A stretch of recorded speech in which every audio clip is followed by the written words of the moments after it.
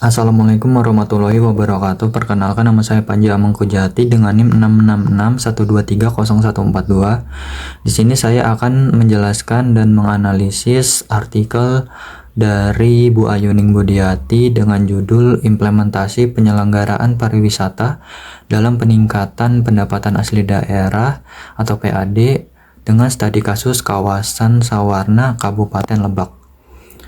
Poin yang pertama itu ada fokus dan tujuan. Fokus dari penelitian ini yaitu untuk melihat penyelenggaraan pariwisata pada kawasan Sawarna untuk peningkatan pendapatan asli daerah. Penelitian ini juga bertujuan untuk memperbaiki dan meningkatkan pariwisata dalam kawasan Sawarna agar memiliki potensi yang lebih besar dan lebih baik untuk memikat para konsumen pariwisata. Yang keduanya itu ada meningkatkan kesejahteraan daerah. Dari sini ada poin yang kedua yaitu kebijakan. Dasar hukum pelaksanaan implementasi pariwisata kawasan Sawarna ini ada. Yang pertama itu ada Perda Kabupaten Lebak nomor 1 tahun 2016 tentang rencana induk pembangunan kepariwisataan daerah. Yang kedua, kebijakannya ada Peraturan Daerah Kabupaten Lebak nomor 2 tahun 2016 tentang penyelenggaraan kepariwisataan.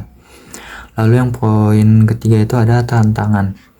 Tantangan implementasi di kawasan Sawarna ini yang pertama ada kurangnya kemampuan SDM wisata, terutama dalam pelayanannya dan komunikasi bahasa asing. Lalu yang kedua itu ada infrastruktur dan fasilitas wisata yang kurang memadai, seperti akses jalan, toilet umum, pusat informasi pada lokasi pariwisatanya itu sendiri yang akan mengurangi atau menghambat pelaksanaan dari pariwisatanya itu sendiri. Yang ketiga ada terbatasnya dana dan partisipasi masyarakat, terutama dalam pengelolaan wisatanya itu sendiri. Padahal partisipasi masyarakat itu sangat penting dalam pengelolaan pariwisata di kawasan daerah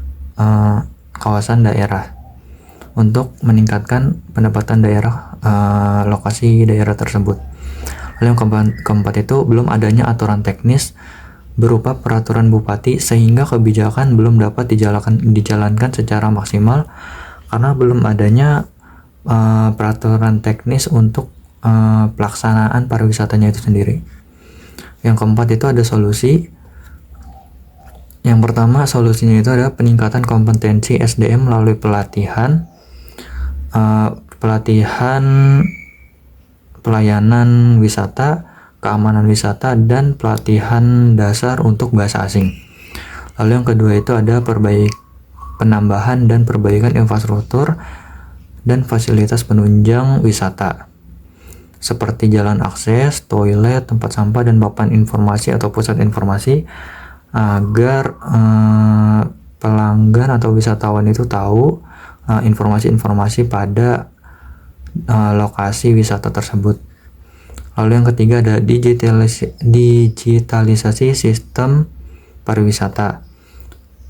Ini cukup penting agar wisatawan itu dapat lebih efisien dan lebih transparan mengenai wisata yang ada di kawasan Sawarna, misalnya seperti aplikasi tiket, terus promosi daring lewat web, Instagram, ataupun media sosial lainnya, dan juga bisa informasi berbasis teknologi yang tidak hanya bisa diakses di lokasi tetapi juga dengan media daring seperti handphone dan lainnya.